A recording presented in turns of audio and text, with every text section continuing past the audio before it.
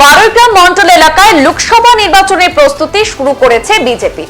কেন্দ্র ও রাজ্যের শাসক দল এবার বিরোধীদের 1 ইঞ্চি জমিও ছাড়তে রাজি নয়। তাই বিরোধী দলগুলি প্রস্তুত হওয়ার আগেই নির্বাচনী প্রস্তুতি শুরু করে দিয়েছে বিজেপি। সেই প্রস্তুতির অঙ্গ হিসাবে আজ দক্ষিণ করিমগঞ্জের বারৈগ্রামে মন্ডল কার্যনির্বাহী কমিটির সভা অনুষ্ঠিত হয়। এই সভায় উপস্থিত ছিলেন বারৈগ্রাম মন্ডল বিজেপির সভাপতি কেশব পুরকায়স্থ, রাজ্য কমিটির সদস্যা শিপ্রা গুণ, প্রভারী বিপ্লব দেব, জেলা কমিটির সদস্য প্রমথেশ দে সহ মন্ডল কার্যনির্বাহী সমিতির অন্যান্য সদস্যরা। মন্ডল সভাপতি বলেন, ডিলিমিটেশনের পর বারৈগ্রাম মন্ডল কমিটি নতুন করে গঠিত হয়েছে, কিন্তু সময়ের অভাবে কমিটির সভা আয়োজন করা সম্ভব হয়নি। তবে রাজ্য কমিটির নির্দেশে লোকসভা নির্বাচনের প্রস্তুতি শুরু করতে মন্ডল কমিটির সভা আয়োজিত হচ্ছে বিভিন্ন স্থানে। আজ বারৈগ্রামে হচ্ছে। জেলা কমিটির সদস্য প্রমথেশ দে বলেন, কেন্দ্রে নরেন্দ্র মোদীর নেতৃত্বে বিজেপি সরকার এবং রাজ্যে হিমন্ত বিশ্ব শর্মা নেতৃত্বে বিজেপি জোট সরকার যেসব জনহিতকর প্রকল্পের কাজ চালিয়ে যাচ্ছে, সেগুলি হবে লোকসভা নির্বাচনে জয়ের একমাত্র হাতিয়ার। মোদী সরকারের সাফল্য এবং দল মত ধর্মের ঊর্ধ্বে উঠে প্রধানমন্ত্রীর নেতৃত্বে বিজেপির জনসেবার বার্তা পৌঁছে দিতে দলের কর্মীরা বাড়ি বাড়ি যাবেন। সেই উদ্দেশ্যে আজ বারৈগ্রাম মন্ডলের সভা অনুষ্ঠিত হয়। আজকে যে এখানে মন্ডল কমিটির সভা হইতেছে, এটার কি কি কারণে এখানে আজকের এই সভা হইতেছে? প্রথমত আমার মন্ডলের সবাইকে জানাই অসংখ্য ধন্যবাদ আজকে এখানে উপস্থিত হওয়ার জন্য। তৎসঙ্গে মিডিয়ার ছেলে সবাইকে ধন্যবাদ। অ্যাকচুয়ালি আজকে আমাদের এখানে এই সভা প্রথম সভা হচ্ছে ডিলিমিটেশনের পরে।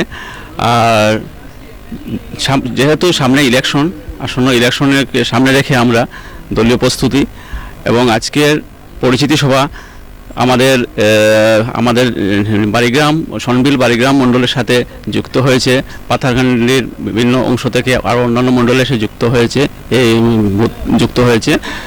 তো এখানে আমরা সবাইকে নিয়ে পরিচিতি সভা, তার সাথে সাথে আমরা আগামী দিনে বিভিন্ন কার্যকলাপ নিয়ে আলোচনা হবে। কালকে ডিস্ট্রিক্টে একটা বৈঠক গিয়েছে, ওই বৈঠকের যেগুলো এজেন্ডা ওইগুলা নিয়ে আমরা আজকে আলোচনা রাখবো। বিভিন্ন মানে যেগুলো আমাদের শক্তি কেন্দ্র প্রমুখ বা অন্যান্য দলের দায়িত্বে যারা আছে সবাইকে নিয়ে আগামী ইলেকশনের জন্য প্রস্তুতি পর্ব আজকে নেব। তো এবারে লোকসভা নির্বাচনের আগে আপনি কি ধরনের প্রস্তুতি নিচ্ছেন? আমাদের দল গ্রাসরুট থেকে কাজ করে আসছে। আমাদের যেমন বিভিন্ন যেমন শক্তি কেন্দ্র প্রমুখ আছে, বা আমাদের বুথ প্রেসিডেন্ট আছে, হোয়াটসঅ্যাপ প্রমুখ আছে, বা বিভিন্ন রুটের কাজ চলছে। তো সবার সাথে আমরা যোগাযোগ রাখছি এবং আমরা চাইছি যে আগামী দিনে যাতে এই সিটটা আমরা বিজেপি নরেন্দ্র মোদীকে উপহার দিতে পারি, ওই চেষ্টায় আমরা চালিয়ে যাচ্ছি এবং আশা রাখি আমরা সফল হব। আচ্ছা, এই যে আপনারা এখানে লোকসভা ইলেকশনের আগে যে প্রস্তুতি শুরু করেছেন, কিন্তু কথা হচ্ছে যে ডিলিমিনেশন তো অনেক আগেই হয়েছে, কিন্তু আপনাদের এই মন্ডল সভা করতে এত দেরি হলো কেন? অ্যাকচুয়ালি আমাদের ডিস্ট্রিক্ট থেকে পারমিশন আসতে দেরি হয়েছে ঠিকই, কিন্তু আমরা গ্রাসরুটে কিন্তু কাজ করে যাচ্ছি। আমাদের বিভিন্ন কার্যকর্তার সাথে যোগাযোগ রাখছি, বুথ প্রেসিডেন্ট যারা নতুন এসছে তাদের সাথেও যোগাযোগ হচ্ছে আমাদের, বা যে পদাধিকারী আছে নতুন ভোটগুলো যেখান থেকে আসছে সবার সাথে আমাদের যোগাযোগ চলছে, যেমন কাজ চলে যাচ্ছে। মন্ডল সভা হতে একটু দেরি হয়েছে তা ঠিকই, কিন্তু কাজ আমাদের ঠিকই চলে যাচ্ছে, সংগঠনিক কাজ চলছে। আচ্ছা, আমরা দেখতে পাচ্ছি যে বারৈগ্রাম মন্ডলে আজকে সভা অনুষ্ঠিত হচ্ছে। তো এই সভার মানে বৈশিষ্ট্যটা কি? আজকে হঠাৎ করে যে এই সভার আপনার আহ্বান করলেন? আমি প্রথমেই ভারতীয় জনতা পার্টি জেলা কমিটির পক্ষ থেকে আমাদের বিশিষ্ট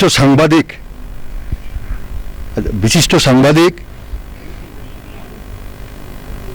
চন্দন রায় মহাশয়কে স্বাগতম এবং কৃতজ্ঞতা জ্ঞাপন করছি।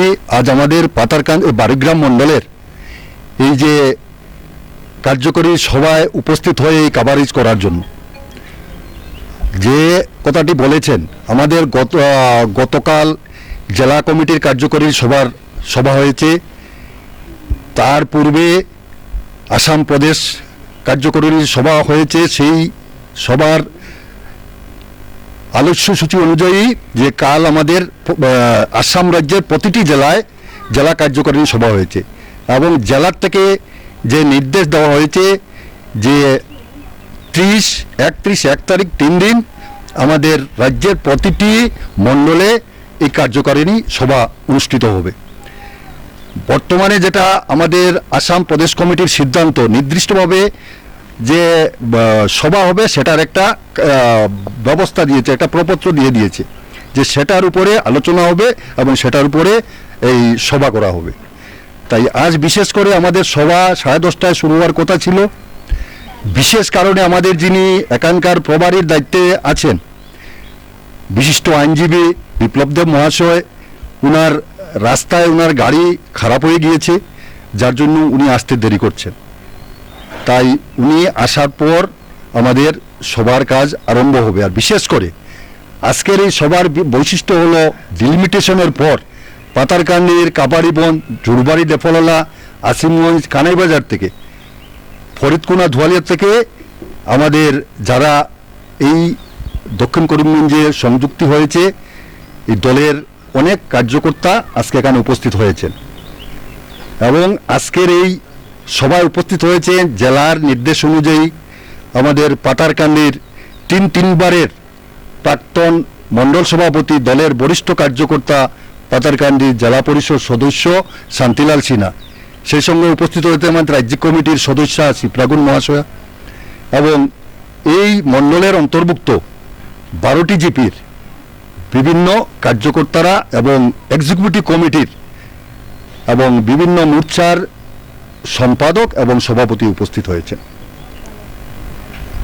আচ্ছা, তো আজকের এই সভা থেকে আপনারা মানে ভোটারদের কাছে কি বার্তা দিতে চাইছেন? বিশেষ করে বিগত 500 বৎসরের দীর্ঘ প্রতীক্ষার পর, হাজার হাজার করসবকের শহীদের পর বিশ্ববরেণ্যে যশস্বী প্রধানমন্ত্রী মোদিজির যে সমস্ত ভারতবাসীর যে একটা আশা আকাঙ্ক্ষা ছিল যে আমাদের রাম মন্দির প্রতিষ্ঠা হবে, শ্রী যুগপুরুষ শ্রী রামলালার প্রাণ প্রতিষ্ঠা হবে, বিগত 22 জানুয়ারি আমাদের যশস্বী প্রধানমন্ত্রীর নেতৃত্বে সেটা অযোধ্যায় হয়েছে। এবং যারা অনেক বিরোধীরা বলেছিলেন যে রাম মন্দির হলে আগুন জ্বলবে ভারতবর্ষে, কিন্তু সমগ্র ভারতবর্ষের জনসাধারণ সেই যে সম্প্রীতি, ভ্রাতৃত্বর পরিচয় দিয়েছেন বিশ্ববাসী, দেখেছেন যে সবার হিন্দু, বুদ্ধ, শিখ, জৈন, মুসলিম সবার সর্বধর্মের প্রতিনিধিরা সেদিন সেখানে উপস্থিত ছিলেন এবং সবার সম্মিলিত এই সহযোগিতায় সেই 22 জুনের যে আমাদের এই যে অশেষ আকাঙ্ক্ষিত যে রাম মন্দির প্রতিষ্ঠা হয়েছে।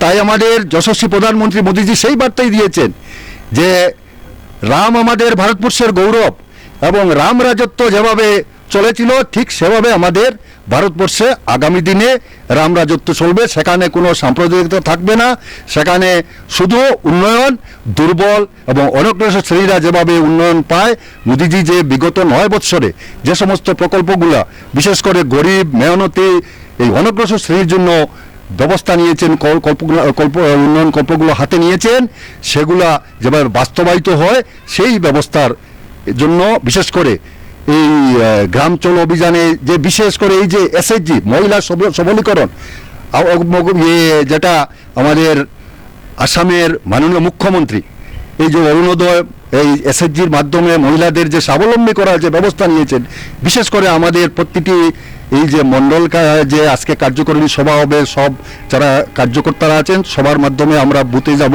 আমরা জিপিতে যাব, গিয়ে এই সমস্ত উন্নয়নমূলক কাজের এগুলো তুলে ধরবো। যারা ডিপ্রাইভ হয়েছেন সেগুলো আমরা আগামীতে যেভাবে ওরা এই প্রকল্পগুলোর সুযোগ সুবিধা পায় সেটার আমরা ব্যবস্থা করব।